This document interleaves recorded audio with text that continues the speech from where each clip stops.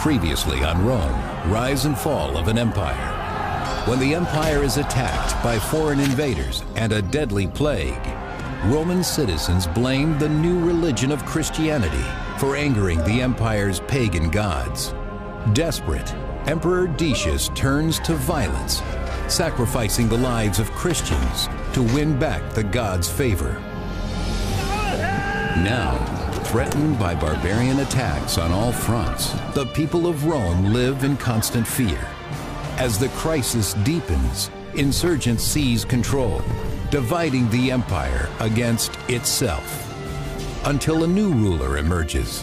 His name is Aurelian, and he unifies the fractured empire using its greatest reservoir of strength, the army.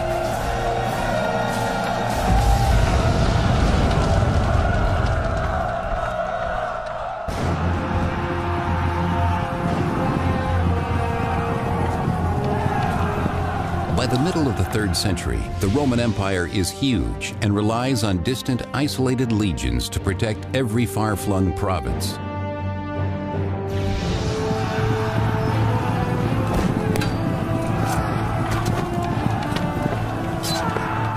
The troops at this point were forced into a situation where they often had to rely on self-help.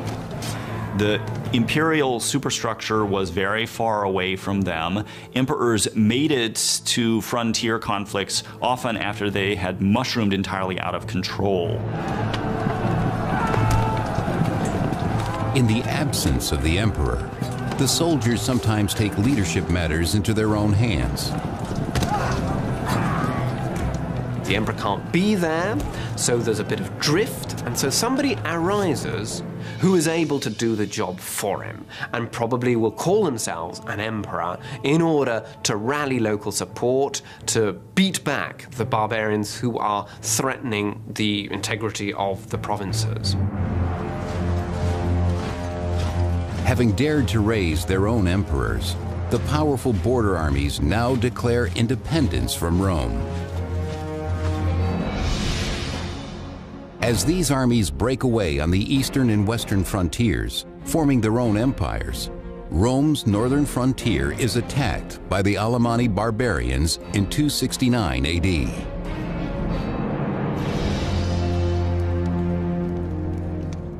In his palace in Rome, the true Roman Emperor Claudius II is troubled by this devastating assault on Roman soil. Enemies from the other side of the Alps did more than invade the Roman Empire. For the first time in an extraordinarily long time, they actually crossed the Alps into Italy. Claudius seeks the advice of his powerful cavalry commander, Aurelian, a man whose military discipline is described by the 3rd century historian Vopiscus. Aurelian, from his earliest years, was very quick of mind and famous for his strength. He never let a day go by without practicing the spear, the bow and arrow, and other weaponry.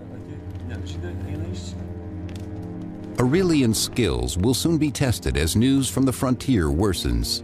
Distraught refugees from northern Italy bear witness to the devastation. With this invasion, the danger of a mutiny within the army becomes even greater.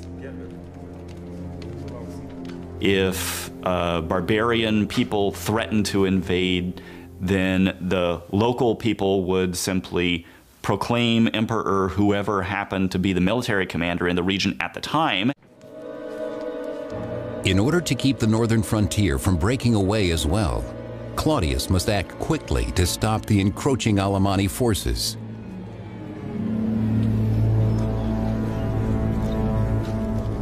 In the Alemanni camp, the barbarians celebrate, reveling in the rich spoils taken easily from a weakened Roman Empire, including Roman women and children they intend to use as slaves.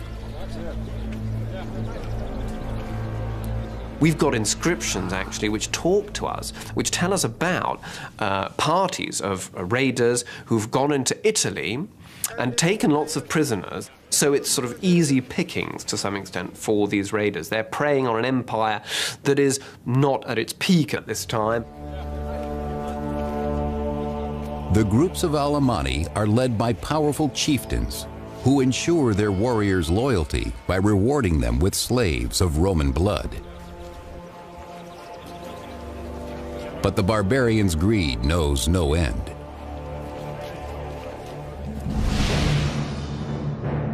Emperor Claudius is forced to march his army from Rome, meeting the Alemanni warriors at Lake Garda in northern Italy.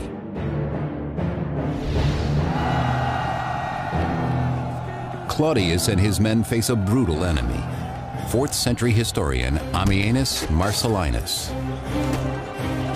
Rushing forward with more haste than caution, they threw themselves on our squadrons of horse with horrible grinding of teeth and more than their usual fury. Their hair streamed behind them, and a kind of madness flashed from their eyes.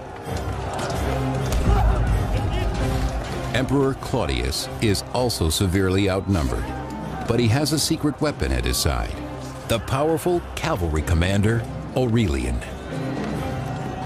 He was known as manu ad ferrum, that is, sort of hand ready to the sword, ready to leap into action when that should be necessary.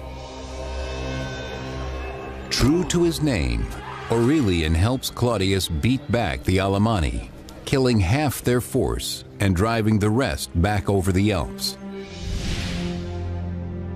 And in an effort to better secure Italy from future barbarian attacks, Emperor Claudius and Aurelian traveled to the Balkans to increase the military presence there.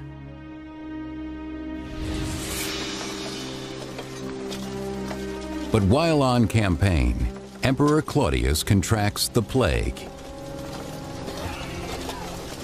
Claudius's reign was short.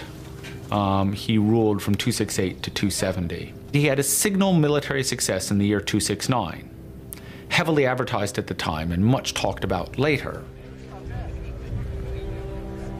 But this success, the defeat of the Alemanni, is not enough to restore the empire. As Emperor Claudius's life slips away, it is clear that this task must fall on his trusted general, Aurelian.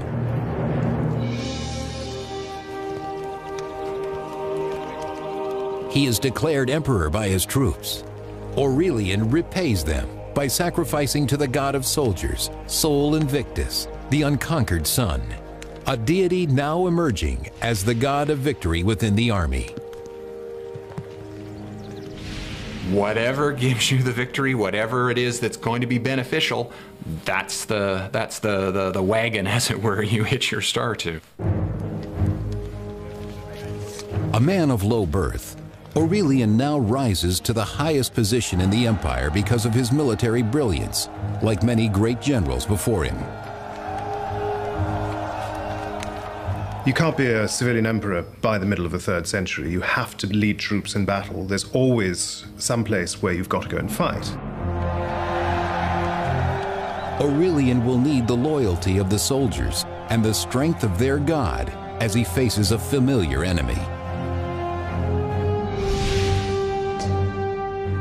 In 271 AD, the bloodthirsty Alemanni return, ravaging northern Italy and making it as far as Piacenza.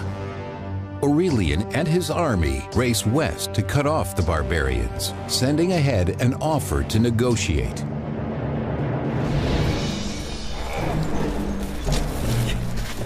But the Alemanni have other plans. He invited the barbarians to give themselves up, but reportedly they replied that they were free men and they could show him how free men can fight. Sure enough, at dusk, in the wooded area south of Piacenza, they ambushed the Roman army, which suffered heavy losses. In the forest, the Roman soldiers are no match for the barbarians. Why was an ambush such a successful tactics against Roman troops? And largely the answer lies in the form of organization of the Roman armies. They were trained, the discipline consisted in training them to actually fight in a line, in a formation. And evidently you can do so only when the conditions are met where you can develop that formation, which is not the case in an wooded area. Needless to say, the barbarians knew that. Caught in a wooded trap, the Roman army is thrown into confusion and routed. For Aurelian, the defeat is devastating. The troops are, in some ways, very loyal to their own commanders, but they're also very fickle. So if an emperor is winning, they are happy to support him. Once an emperor starts to lose, then he's almost certainly done for. Aurelian rallies what troops have survived, praying that they will remain loyal. He needs them now more than ever to keep the Alemanni from reaching the city of Rome.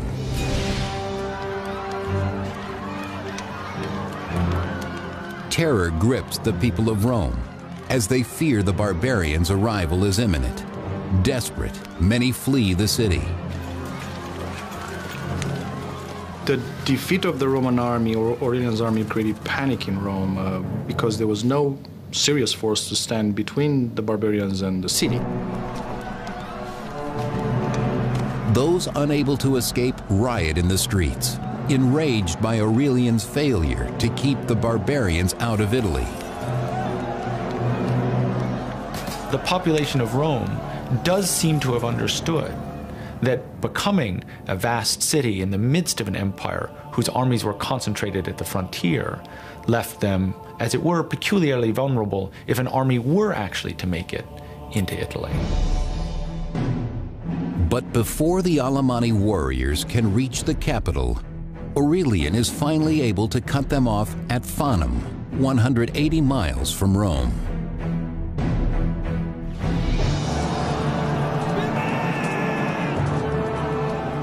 After his recent defeat, Aurelian must win back his army's loyalty with nothing less than absolute victory.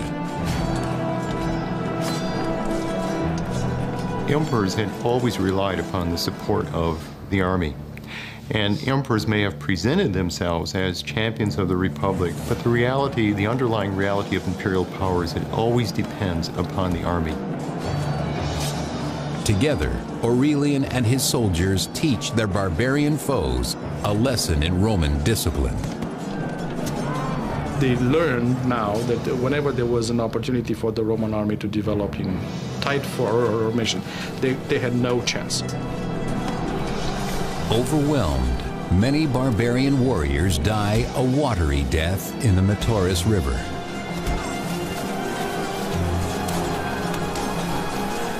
Aurelian's victory drives the Alemanni from Italy at last.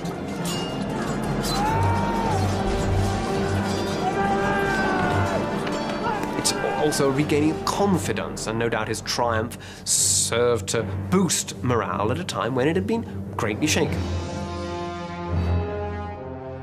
But Aurelian's hard-won triumph in Italy is quickly overshadowed by news of rising conflict from the city of Palmyra on the empire's eastern frontier.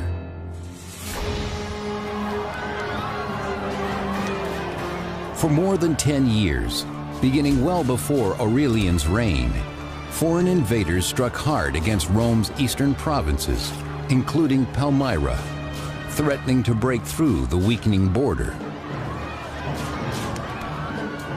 And this ongoing flow of populations, some of whom were highly militarized and used quite different tactics than the Romans were used to, caused very profound problems in the eastern provinces.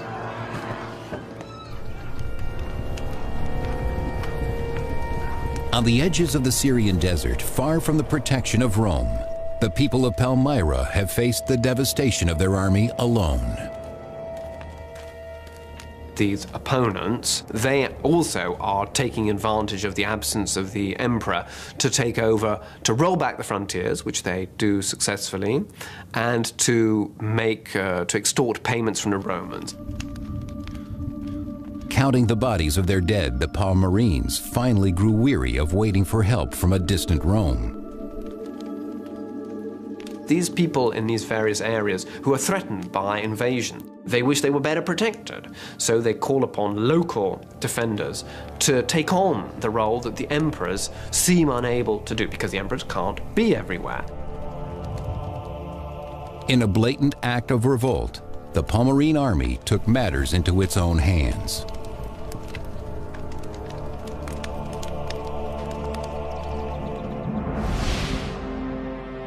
As a result, for the past decade, the eastern provinces have called themselves the Palmyrene Empire, breaking away from Rome. Now they make a direct threat against Emperor Aurelian by taking the fertile Roman land of Egypt.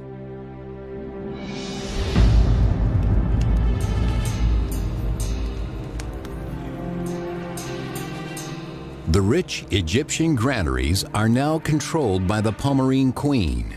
Her name is Zenobia.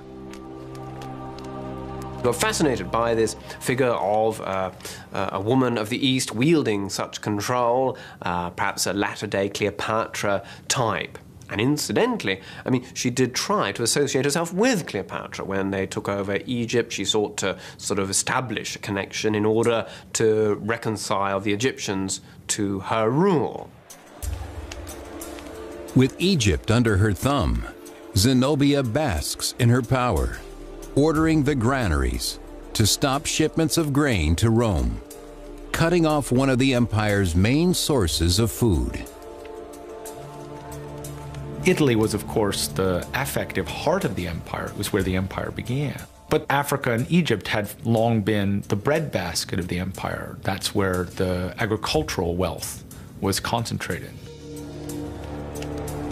Queen Zenobia, with her loyal general Zubdus at her side, now holds the empire's grain hostage, sending a clear message to Rome that the Palmyrenes are powerless no more.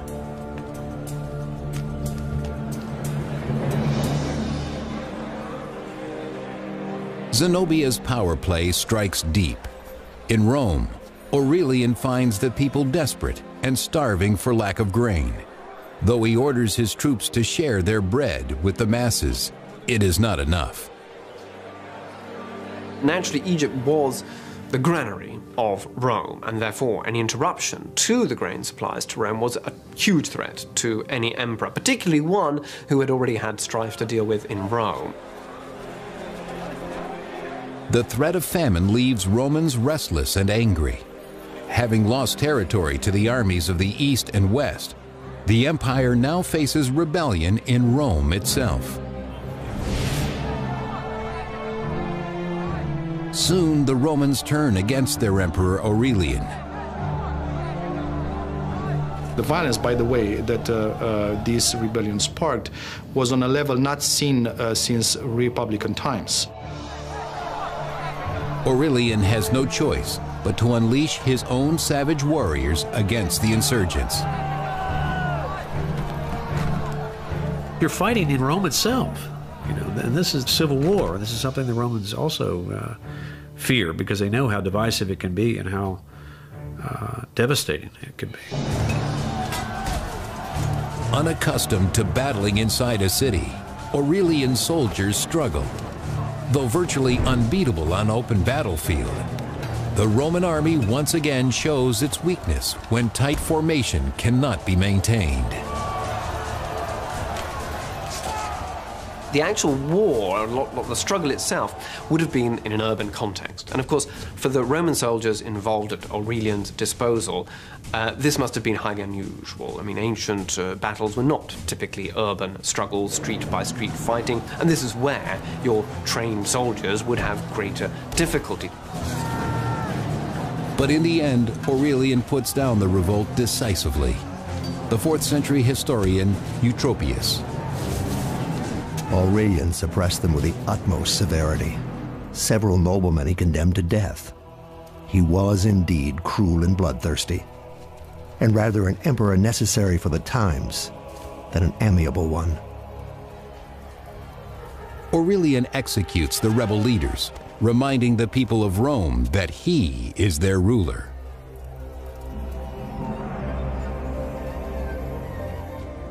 The emperor has crushed the resistance. He now rebuilds the city walls against external forces. Rome will be strong and safe in his hands. In the aftermath of the military crisis in northern Italy, at the start of his reign, the Emperor Aurelian provided that the city of Rome should be outfitted with a new set of walls. This was the first significant, really significant new set of walls built for the city of Rome since nearly 1,000 years before. Aurelian now turns to the crisis of the Palmyrene Empire. He must secure his grain supply in order to avoid famine in Rome. His dwindling bread rations will not last forever. Well, Aurelian was determined to reassert control over all areas of the empire, and so he moves east in 272 to regain control. His first target is the former Roman city of Antioch, then part of the larger region called Syria.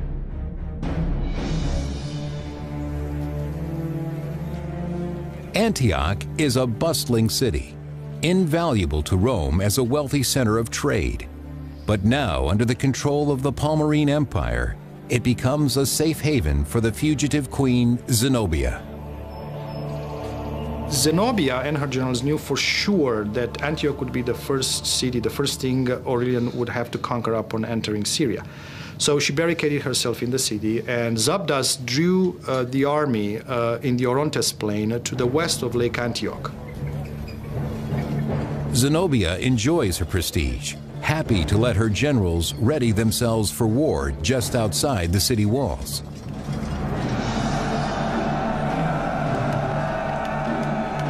There, Zenobia's general Zabdas meets Aurelian's army on the battlefield.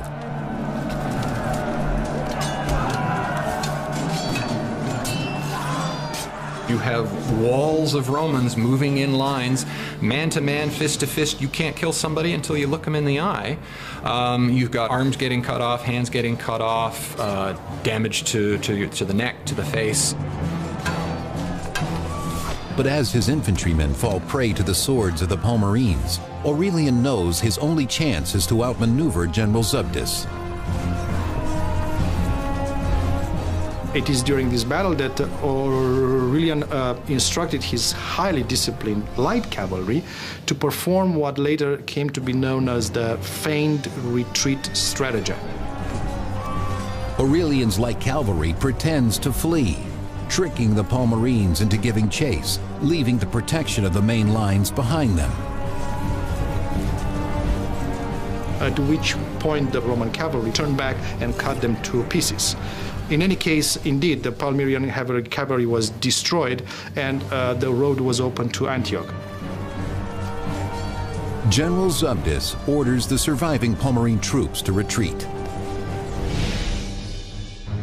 Zenobia and her generals head toward Palmyra. Aurelian gives chase, determined to catch the queen before she reaches her home city.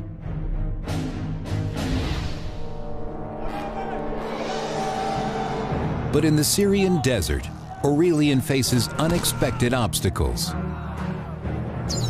You have to remember this is summer. It's hot in the desert. So harassed by both the hot summer and the Arab nomads that had remained loyal to Zenobia, Aurelian and his army pursued or pushed to Palmyra. But an arrow wound delays Aurelian's pursuit, giving Zenobia time to secure herself in Palmyra. Cursing his nomad attackers, Aurelian vows to capture their queen.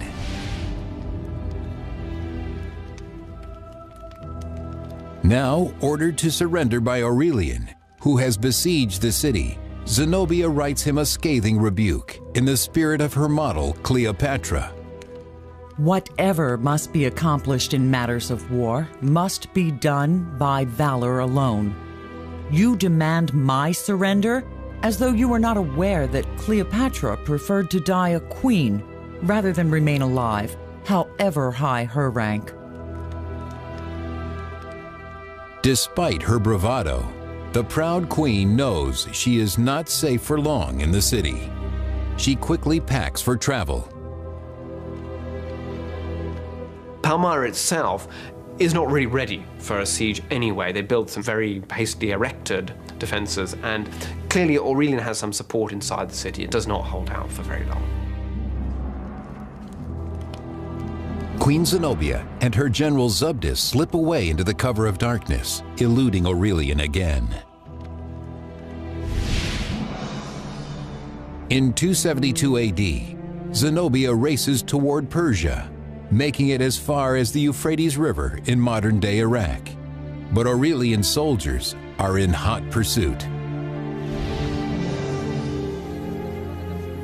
On the banks of the Euphrates, the queen offers the boatmen gold to cross the river, but even her desperate threats are too late to save her. She was intercepted and captured by the Roman cavalry. They took Zenobia, her advisors and generals, as prisoners of war and put them on trial. Bound to prevent escape, Zenobia knows she will soon face Aurelian.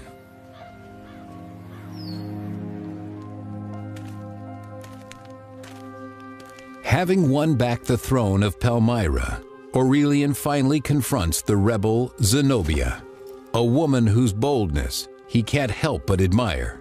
In his own words, "What manner of woman she is, how wise in counsels, how steadfast in plans, how firm toward the soldiers, how generous when necessity calls, and how stern when discipline demands." But facing likely execution, Zenobia's courage begins to wane. Zenobia pleaded that she had been led astray by bad advice, on which account her advisor was put to death, and so was the general Zubdus. Aurelian has a different fate in mind for the beautiful queen once they reach Rome.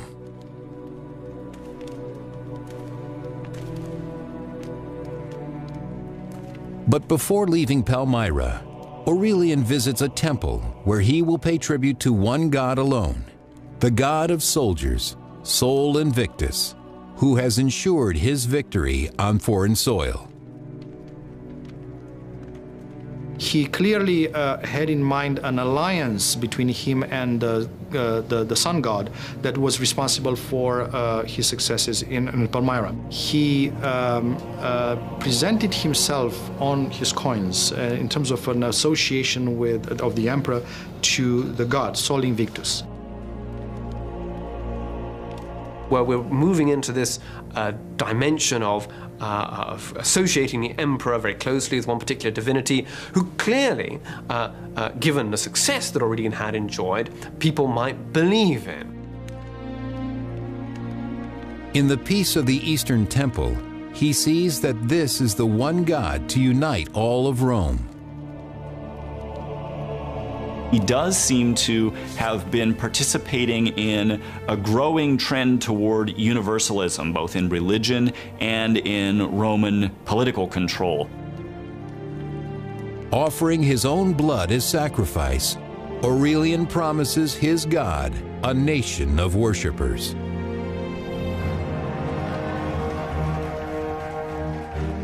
Having taken back the East and restored Rome's ration of free bread, Aurelian is welcomed back to Rome, a hero. It may have signaled to the Romans an end to what had been nearly a half century of sequence of military catastrophe, followed by recovery, followed by catastrophe, followed by illusory recovery again. Aurelian has another purpose in Rome. He will use the riches taken from the East to establish the soldier's god, Sol Invictus, as the single deity of the empire. Work soon begins on a new temple. He actually put the new cult on a par with the official state religion in Rome. He built a magnificent temple for Sol in Rome, which he furnished with the spoils from Palmyra. But religion must wait for now. Aurelian has more battles to fight before the empire is fully restored. To the north, the Roman territories of Gaul and Britain have fallen under the unlawful rule of a mutinous Roman army that calls their dominion the Gallic Empire.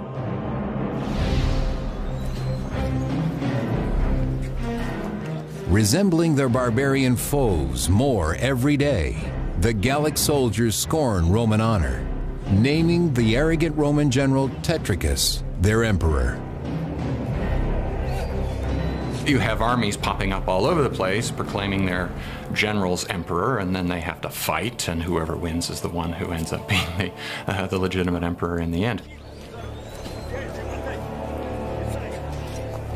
The separation of the Gallic Empire was, of course, frightening for Romans. It was a major loss. It was humiliating to have such a significant portion of the traditional Roman Empire in another man's hands. Emperor Aurelian quickly moves to take back the Gallic lands and restore the empire to its former glory. All that stands in his way is Tetricus and the Gallic army. In 274 AD, the mutinous Gallic Empire encompasses both Gaul and Britain.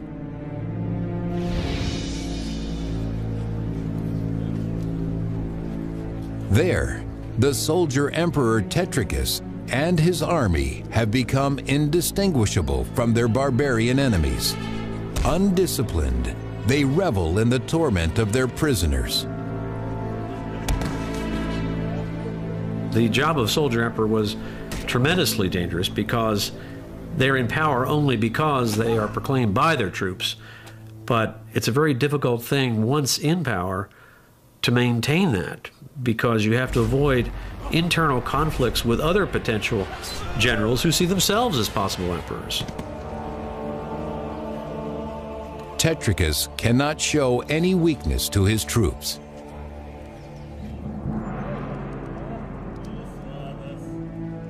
But in the privacy of his palace, Tetricus consults his advisors, trying to determine where his next rival will come from. Tetricus himself had survived over the previous several years a number of internal disputes, some actually leading to considerable bloodshed among rival leaders in the Gauls. He plans to someday leave his kingdom to his son, establishing a dynasty in his own name. But reports of a new challenger now threaten to destroy this dream. It seems to have been clear to him that in the aftermath of his success in the East, Aurelian was going to and was already marching on Gaul in an attempt to reintegrate Gaul into the Roman Empire. With news of Aurelian's approach, the volatile Tetricus blames his advisors, lashing out at everyone around him. In 274 AD, Aurelian marches to Chalons, Gaul, in modern-day France, to face Tetricus and win back the western territories for Rome.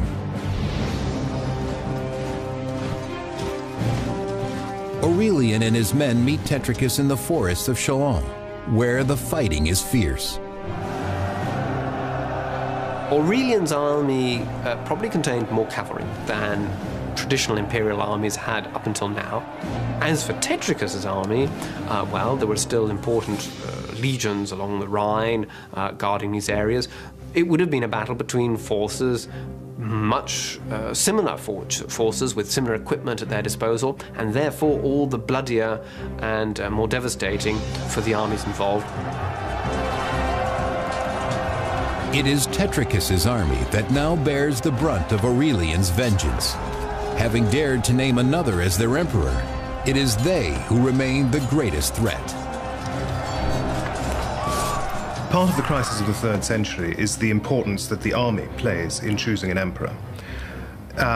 This is something that's relatively new in the Roman world, and it's a result of constant warfare. The army becomes more powerful, it becomes more able to choose emperors, and it becomes more able to impose its own choice of emperors on Rome itself. Aurelian cannot allow this affront to his power. As Tetricus's army falters, Aurelian orders his troops to cut them down, showing no mercy. Some sources claim that Tetricus realized the game was up even before the battle, but it looks as though he did fight it out to the end, and it was, in the end, Aurelian who gained the victory. It is the culmination of his efforts to reunite the empire. In the end, he takes the usurper Tetricus prisoner.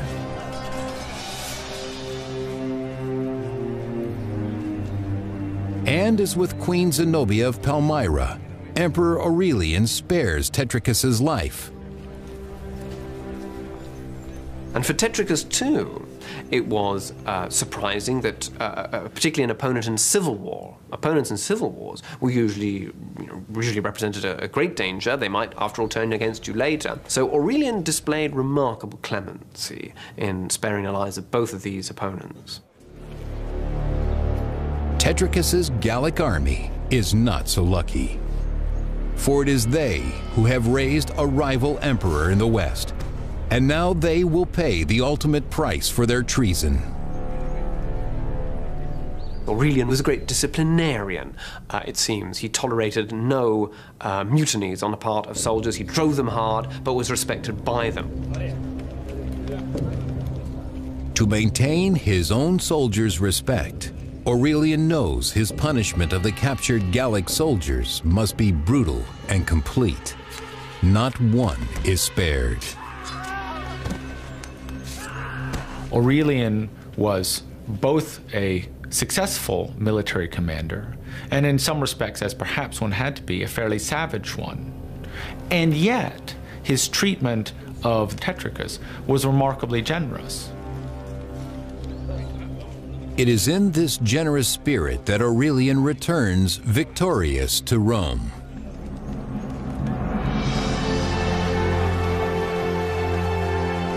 There, after 4 years of non-stop campaigning, Aurelian celebrates his reunification of the empire with a spectacular triumph parade, displaying high-ranking captives from every far-off conquest.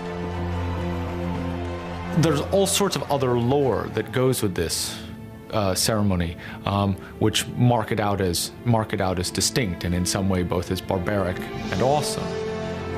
The presence of the emperor Aurelian in Rome and the presence of the emperor in order to celebrate an actual military victory was a novel event for its entire generation. The defeated usurpers Zenobia and Tetricus are paraded as well, evidence of Aurelian's successes in the East and West. It was a humiliating spectacle to be paraded through Rome as a captured enemy leader. It implied, as it were, that probably you lacked the courage to have died in battle. Humiliated though they may be, Zenobia and Tetricus and the other captives are allowed to live by the generous Emperor Aurelian. He also shows his generosity to the people of Rome. Aurelian himself distributed largely the bread, the pork meat, but also, we are told, white tunics of Egyptian and African cloth. So it was clearly a very generous display of force there.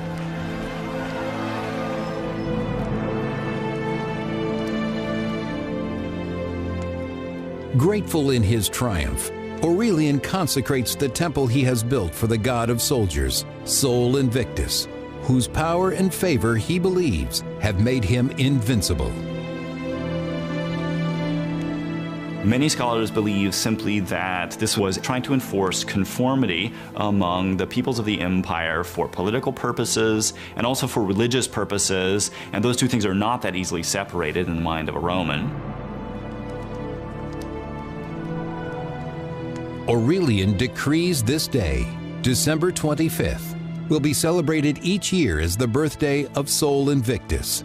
Later emperors, also seeking to unite Rome with religion, will adopt this date for the birth of Jesus Christ. Even now, over 1,700 years later, this once pagan holiday is celebrated as Christmas around the world. Throughout the empire in the 3rd century, there's clearly a movement towards monotheism, towards different cults that believe in a single god, and sometimes in a single redeeming god.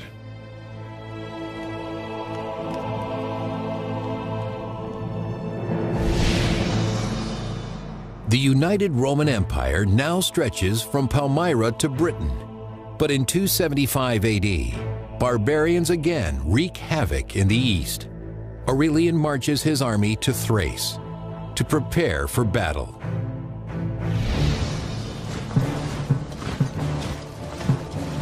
Aurelian is a fascinating figure. He was a very energetic and dynamic individual. If you think of all the places in which he campaigned in his life, he must have had tremendous energy. It is this drive and energy that earn him the loyalty of his troops. Aurelian is very successful as a military leader. He knows his troops. He works very effectively with them. I'm sure he rewards them on a regular basis. He can, I think, depend on a significant ongoing support from the soldiers. They trust him. You know, they see him as their leader. Having brought these soldiers the glory and honor of unimaginable victory, Aurelian never suspects the betrayal that festers among their ranks.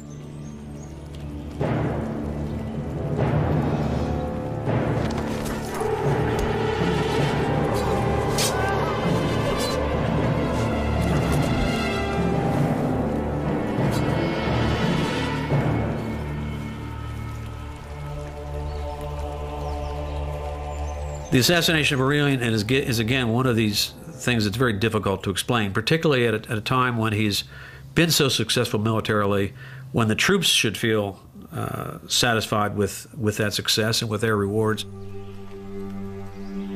Their treacherous act leaves the empire in shock.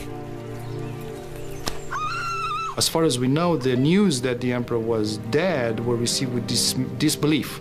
And a lot of sadness. He was buried with great pomp in a magnificent tomb at the very spot where he was assassinated. Rome mourns the loss of a great emperor, one who has saved the empire from certain collapse. I think Aurelian's importance lies in the fact that it's the beginning of the Roman recovery, of the, as it were, the central Roman machine coming back to life, and he managed to reunite the empire, to bring it all under his central control. But in the end, not even the god of soldiers could protect him from the swords of traitors. And the empire he had worked so hard to unite fragments again. Next on Rome, rise and fall of an empire. Inheriting an empire ravaged by barbarians and torn apart by rival emperors, one man will emerge victorious. His name is Constantine. Fighting under the banner of a new god, he brings unity to a divided Roman Empire.